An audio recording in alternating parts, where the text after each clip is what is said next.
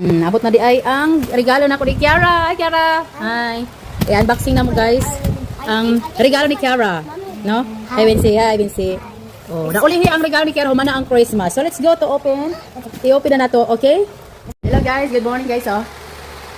Kiara. Oh. I-open na mo, guys. Ang parcel ni Kiara. Yan, regalo, guys. Ato sa Christmas. Wa mabot. So, karon pa nabot na lit ang regalo ni Kiara. So, let's go. I-open na to kung unsay sulod. Ane. Mo ni ang surprise niya. Let's go.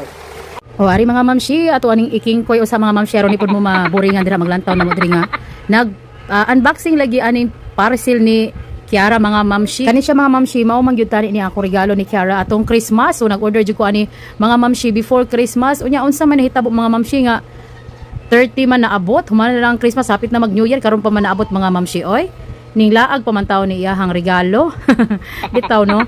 So ako na lagi ning girik tawag hatag ni Kiara pag abot hatag na lang dayon human naman ang Christmas mga mamshi.